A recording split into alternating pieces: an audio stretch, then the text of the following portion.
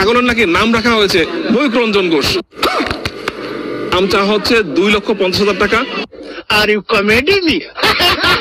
তাই বলছি এখনো সময় রয়েছে, আসো এই চটিটা চাটো আমাদের মতো, বুঝলে? व्हाट? मैंने तुम दोनों को डराने के लिए आया था और बोल। शाबाश। তুই বনাম পাঞ্জাব মোকাবেলা করবে আজ রাত 8টায় এবং সেই গুরুত্বপূর্ণ ম্যাচ নিয়ে ভবিষ্যৎবাণী করলো বাংলাদেশের টিয়া পাখি। টিয়া পাখি ভবিষ্যৎবাণীতে ভাই আজকে আরসিবি কে লজ্জিতভাবে হারিয়ে পাঞ্জাব কিং প্রথমবারের মতো আইপিএল এর শিরোপা অর্জন করবে। কি সময় চলে আসলো বন্ধুরা, এখন বাংলাদেশের টিয়া পাখিও আইপিএল এর ভবিষ্যৎবাণী করছে।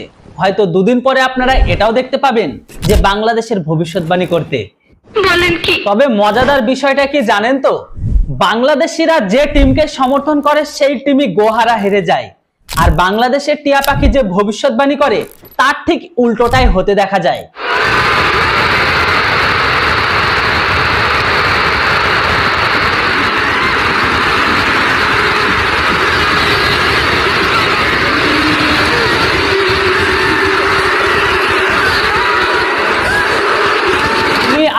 আপনারা সকলে দেখেছেন বা জানতেন যে বাংলাদেশের ক্রিকেট টিম দুর্বল আছে, কিন্তু এটা জানতাম না যে বাংলাদেশের অলমোস্ট মানুষের স্মৃতিশক্তি দুর্বল। তাদের দাবি আরসিবি নাকি 18 বছর পর কাপকে পেল।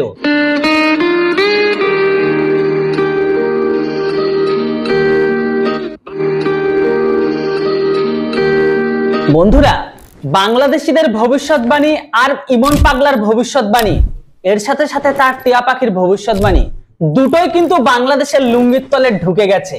অবশেষে পাঞ্জাবকে 6 রানে হারিয়ে প্রথমবারের মতো আইপিএল এর শিরোপা জিতলো রয়্যাল চ্যালেঞ্জার্স বেঙ্গালুরু। বন্ধুরা, এর নিচের দুটো আলুতে ঘুঘুর বেঁধে এমন পিছন মারতে হবে সেই আলুতে বাঁধা ঘুঘুরের আওয়াজ শুনে পাড়ার লোক বলে যে আলু নাচ হচ্ছে। হান্নান না বলো, হান্নান না বলো, হান্নান না বলো, হান্নান না বলো। আচ্ছা ভাই, আমি এই ব্যাপারটা বুঝলাম না। ওই ম্যান অফ দা ম্যাচ হইছে বুঝলাম, কিন্তু এই টপওয়ালা ঘাসটাকে লেগে দিল ভাই। যদি ভাই কেউ জানেন, ইন্ডিয়ার বাইরে যদি কেউ জানেন, তাহলে অবশ্যই কমেন্ট করে একটু জানান তো ভাই, আমি আসলে জানি না ব্যাপারটা। তুই এই সমস্ত বিষয়গুলো জানবি বা কি করে? কেননা মাদ্রাসা শিক্ষায় এই সমস্ত বিষয়গুলো তো কখনো ডিসকাস হয় না। তুই জানবি কোনটা? যে বর্তমান সময়ে কে হিন্দু থেকে মুসলিম হচ্ছে, কে মুসলিম থেকে হিন্দু হচ্ছে, কে মুসলিম বিরোধিতা করছে, কে গোবর খাচ্ছে, কে মূত্র খাচ্ছে, কে বর্তমান সময়ে ইসলামের কট্টর বিরোধিতা করছে, কে ইসলামের গুণগান করছে, ভারতের দাদাবাবুরা কি করছে। বর্তমান সময়ে তোরা এই সমস্ত জিনিসগুলো রিসার্চ করতে ব্যস্ত, তোরা এটা জানবি কি করে বলতো? বিষয়টা একটু ব্যাখ্যা করবেন। প্রথমে হালকা করে বলে দিই যে টাটা আইপিএল 2022 সাল থেকে এটার স্পন্সর করে। তো সেই স্পন্সর অনুসারে একটি ম্যাচে যে দলের মানুষ বা যে দলের প্লেয়ারটা সব থেকে বেশি ডট বল দেবে তাকে একটি সবুজ চারাগাছ সহ তাকে কয়েক লক্ষ টাকা দিয়ে তাকে পুরস্কৃত করা হয়। এটা সেই পায় বা সেই গ্রহণযোগ্য যে একটি ম্যাচে সব থেকে বেশি ডট বলকে দেয়। হ্যাঁ, এর থেকে যদি বেশি কিছু জানতে চাস তাহলে একবার গুগল করে দেখে নিস, মোটামুটি সেটা তো তোদের আসে। আর যদি না আসে আমাকে কমেন্ট বক্সে লিখে দিস, এর উপর ডিটেলস বা অ্যানালাইসিস করে একটা ভিডিও বানিয়ে দেব। এর সাথে সাথে বর্তমান সময়ে যেভাবে বৃক্ষকে কাটা হচ্ছে তারই একটি অংশরূপ গোটা বিশ্বের সামনে তুলে ধরা হচ্ছে। আশা করি ক্লিয়ার, বাংলা ভাষায় বলেছি, ইংরেজিতে বলিনি। আর এর থেকে বেশি কিছু জানতে হলে গুগলে একবার লিখে দিস বিষয়টা, তাহলে সম্পূর্ণ তথ্য তোর কাছে চলে আসবে। ইন্ডিয়ার ছাপড়িরা কই, একটু ভালো করে খেয়াল করো। সায়েন্স আফ্রিদি ক্যাচ কেমনে ধরে তোমরা শিক্ষা লও, ক্যাচ কেমনে ধরতে হয় বুঝো নাই। শুধু নাটক করবা আর আম্পায়ার কিনা খেলা জিতবা, এটা তো চলবো না। ক্যাচ কেমনে ধরে সায়েন্স আফ্রিদির থেকে একটু ভালো করে শিক্ষা নাও। তোকে দেখেই বোঝা যাচ্ছে তুই হচ্ছে সেই পৃথিবীর শুয়োরের 9 নম্বর বা 9তম বাচ্চা। তুই এই মুহূর্তে শুধুমাত্র সাউথ আফ্রিকার ক্যাচ ধরার ভিডিওটাই দেখেছিস বা সেই ক্লিপ বা সেই মুভমেন্টটাই দেখেছিস, কিন্তু তুই এটা দেখিসনি ভারতের ক্রিকেট প্লেয়ারদের খেলার ভিডিও বা ভারতের ক্রিকেট প্লেয়ারদের ক্যাচ ধরার ভিডিও। এমন তো অনেক নাম আছে যে নামগুলো তোকে নাই বা বললাম, একবার সার্চ করে দেখে নিস, তাহলে তুই বুঝে যাবি যে বাপ কে।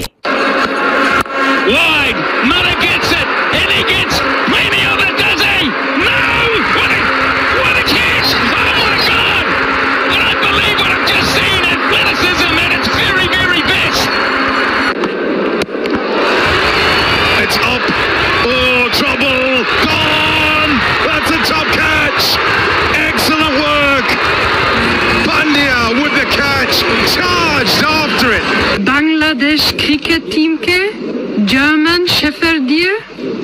ফকত ঘুরানো উচিত। ভারত একটা গরিব দেশ। ভারত একটা গরিব দেশ। বাংলাদেশের মানুষ সাতরায় ইটালি যাবে, দক্ষিণ আমেরিকার বন জঙ্গল হয়ে আমাজন হয়ে আমেরিকায় ঢুকবে, ভারতে যাবেন। ভারত বাংলাদেশের মধ্যবিত্ত শিক্ষিত কোন জনগোষ্ঠীর জন্য একটা থাকার জায়গা না। এই মাদ্রাসা ছাপ কামলু অর্ধ শিক্ষায় শিক্ষিত, এর সাথে সাথে মনে হয় ইনাকে শুয়োরে কামড়িয়েছে।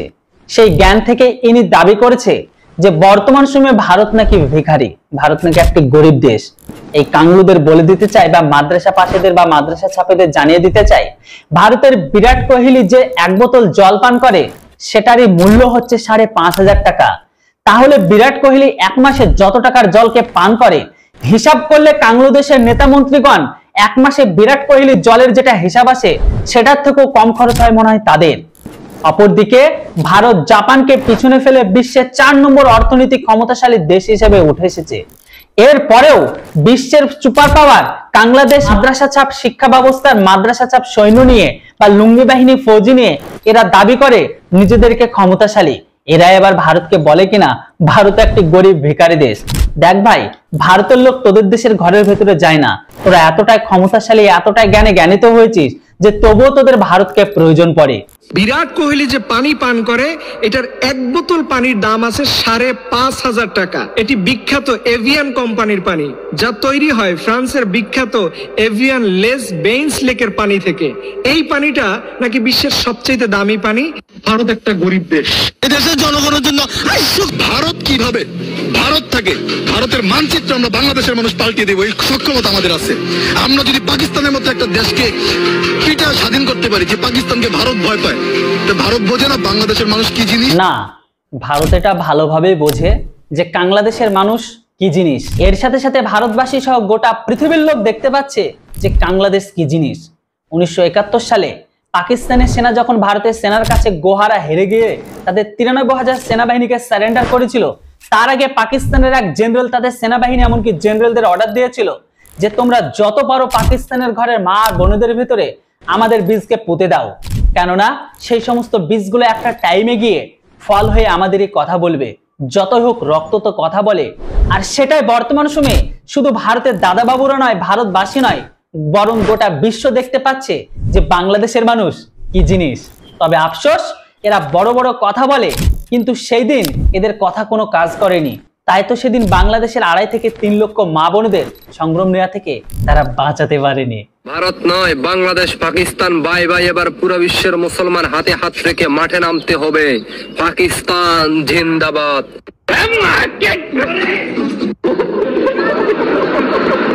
तुम दोनों को डराने के लिए आया था और बोल। अबे तू डॉन बे? तू डॉन बनना सीख गया। डॉन कहां बनाया? तू डॉन तले बनना सीख गया। डॉन बना रहा है। तू डॉन तले बनना सीख गया। একেই বলে বাপকা বেটা। কিভাবে 100+ লুঙ্গি বাহিনীর সামনে একজন জওয়ান চোখে চোখ রেখে কথা বলছে, তা আবার তাকে বেঁধে রেখে তার সামনে তাদেরকে ধমকি দিচ্ছে। এটাই হচ্ছে বাপকা বেটা। শাব্বাস জওয়ান। মানে ভিডিও দেখে মনে হচ্ছে যে 100+ লুঙ্গি বাহিনী তার কাছে ধরাশয়ী হয়েছে। এই বিএসএফ জওয়ানের বদলে কোনো যদি বাংলাদেশের বিজেপি হতো তাহলে সে মনে হয় তার লুঙ্গিতেই শুশু করে ফেলতো। ঠিক বলেছো। মানতে বাংলাদেশে এক রাখালকে ধরতে ক্ষমতা দেখিয়ে বাংলাদেশে ঢুকে পড়েন ভারতীয় এক বিএসএফ সদস্য, আর তাতেই তার কপালে ভাঙন। বাংলাদেশি জনতা তাকে ধরে বেঁধেছেন কলা গাছের সাথে। বাংলাদেশের লুঙ্গি বাহিনীর সমর্থন দেখলে আমার একটা জিনিস সব থেকে এখন বেশি মাথায় ঘুরছে, সেটা হচ্ছে এরা ক্রিকেট খেলাতে প্রয়োজন পড়লে কলা গাছকে সমর্থন করবে। ভারতের বিএসএফ কে 100 জন লুঙ্গি বাহিনী মিলে ধরে সেটাকে বেঁধে রাখছে নাকি কোথায় কলা গাছের সাথে। আমার সন্দেহ হয় এদের উৎপত্তি এখন কলা গাছ থেকে হয়েছে, নয়তো সবকিছুতে কলা গাছ থাকে কেন। ভারতের বিপক্ষে যদি কলা গাছ হয় আমরা সেই কলা গাছের সাপোর্টার হব, কিন্তু ভারতের সাপোর্টার। সত্যি আপনি মহান। একটা ছাগলের নাকি নাম রাখা হয়েছে ময়ূররঞ্জন ঘোষ। এ পকারতে দাম চা হচ্ছে 2,50,000 টাকা। গাবতলীর গরু ছাগলের হাটে এই মুহূর্তে আমরা আছি, ছাগলের হাটে, এবং এখানে সবচাইতে বড় 3টা ছাগল আমরা দেখতে পাচ্ছি গাবতলীর পুরো হাতে। এই ছাগলটা দেখাচ্ছি, এটা হচ্ছে এর দাম চা হচ্ছে 2,50,000 টাকা।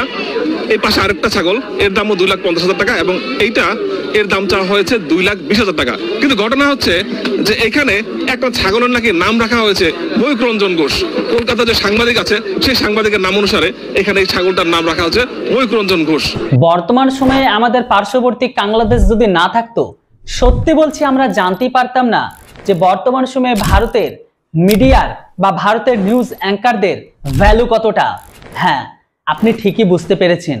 বর্তমান সময়ে বাংলাদেশের ঘরের ভেতরে আমাদের নিউজ অ্যাঙ্কার ময়ূক রঞ্জনের কতটা ভ্যালু বা সেখানে কতটা ব্র্যান্ড হয়ে উঠেছে, এটা বর্তমান সময়ে তাদের মিডিয়ার উপস্থাপনার সবকিছুতে তুলে ধরাতে বুঝতে পারা যাচ্ছে।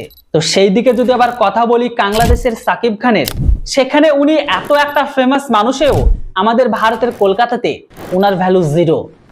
সেখানে আবার আমাদের ময়ূক রঞ্জন উনি বাংলাদেশের ঘরের ভেতরে একটা ব্র্যান্ড হয়ে গেছে।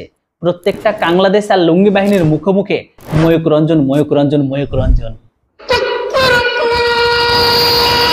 তবে ভাই আমার এখানে সাদা মনে একটা সহজ সরল প্রশ্ন ছিল কাংলুদের কাছে, যে ময়ূক রঞ্জন ঘোষ উনি তো একজন হিন্দু, আর সেই হিসাবে আপনাদের কাছে অন্য বিধর্মী মানুষ কাফের হয়, তাই এই কাফেরদের বা ময়ূক রঞ্জনের নামে সেটা ছাগল, গরু, উট যাই হোক না কেন, সেই মানুষকে যদি তারা কুরবানি দেয়, সেটা কি আপনাদের আল্লাহর কাছে কবুল হবে?